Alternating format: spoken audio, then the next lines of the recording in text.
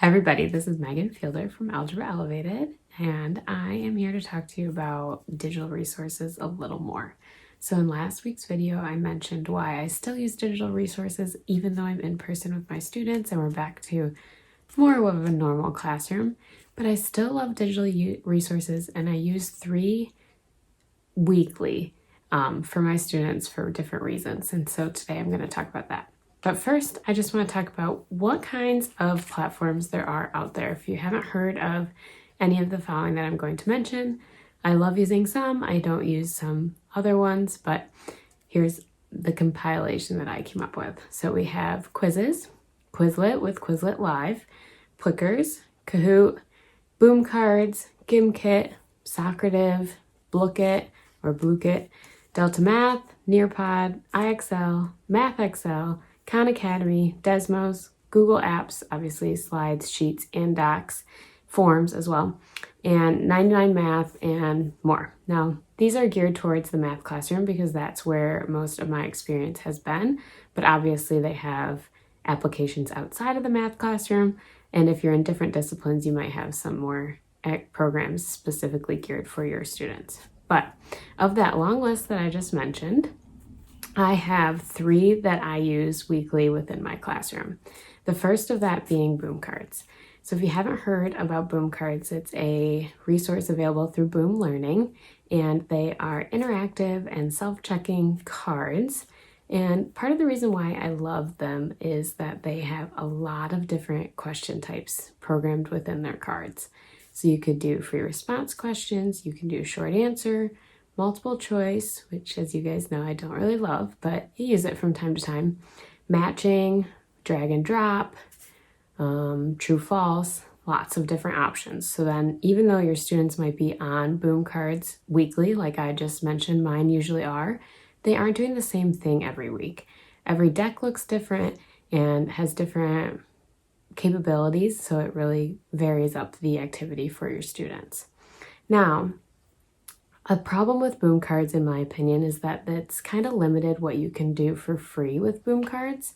If you work one-on-one with a couple students, then there is some options for Boom Cards, but if you're trying to include your whole class of students, then you really have to upgrade. Now, it's not too much for the most expensive membership. It's $55 a year, and so I find it valuable for that, but obviously if you're just trying it out, try it with a few students for free, and they offer some discounts for people that are interested in trying it out for the first time. So you might be able to try it out for free for a month or so, see if it fits well with your students, and then if you want to purchase it for the future.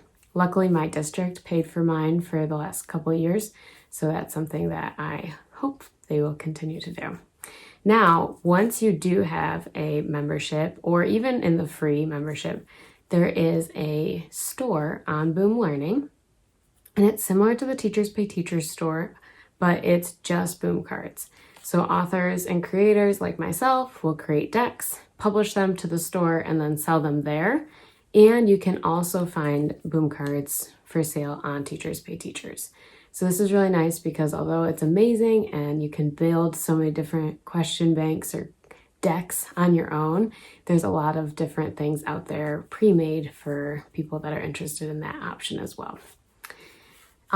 Also in Boom Cards, which I really, really, really value, is they created something called Flow Magic. So Flow Magic is a way that the cards are programmed so that students cannot move on to the next card until they get the answer correct, or depending on the answer they put in, it might scaffold them into some support if they get the answer wrong, depending on how the creator has programmed the deck. So that Flow Magic is really cool. I actually have a video that I'll link here that talks about how I have used Flow Magic in my decks so that you could get a little sneak peek to what that looks like. Now, the second digital resource that I use weekly is Google Apps. So primarily Google Sheets and Google Slides, but I also use Google Forms for digital escape rooms, and I use Google Docs when I'm having students reflect or kind of explore some different topics. But Google Slides I love for matching and sorting activities, although also projects where they're kind of investigating and presenting material that they looked into. But then Google Sheets is my favorite for some numerical practice and some like more routine practice, but in a more engaging way because it will auto grade and color code based on student responses. Now, I already have talked about why I like Google Slides versus Google Sheets in a different video, but I think these are both fantastic platforms for a lot of different students, and my students really like them because they're super familiar with them both. As a Google school, we are in Google Apps all the time. They're easy to assign, easy to share with other students and with myself, and so it just makes sense to use these on a weekly basis. The third digital program that I like to use is Delta Math. So if you haven't heard about Delta Math, it is an online program where you set up a class and you can assign tasks for students to do through your class. And it's more of a routine practice. So the questions all look very similar to one another within each standard, but it's asking them, say, to multiply binomials. It'll keep giving them however many they need to do to complete the amount you've assigned. So I like to assign each student to do 5 problems of each topic. If it takes them 6 tries to get 5 questions right, then it takes them 6. I really, really enjoy this because I have a lot of extremes in my classroom. I have a lot of overconfident students who think that they always have the answer right, and even when they don't, so Delta Math will tell them immediately whether they got it right or wrong. I also have a lot of underconfident students who think that they are always getting everything wrong. So when they see the green check mark that tells them that they got it right, it's a confidence booster. They feel really good about what they've been doing and it motivates them to keep going. The other thing I like about Delta Math is that it gives students what they need. So like I mentioned already, if a student needs 10 problems to get 5 questions right, then it'll keep generating them randomly to give them those 10 problems. If a student is on the right path from the beginning and they need 5 questions to get 5 questions right, then they get 5 and then they stop. So I really like that it keeps them going until they can kind of show a little bit of mastery. The Delta Math is a great free option. They offer a ton available for teachers for free. If you are interested in some of their more advanced capabilities, which include videos for student support, as well as assigning like smaller subtypes of each of their questions, then you do have to pay a fee, which it is a little steep, but I can say that I used it for years for free before I decided to buy it, partly because I just want to support their company, not necessarily because I had to have the pro version, but it definitely is something to explore if you're someone that uses it all the time.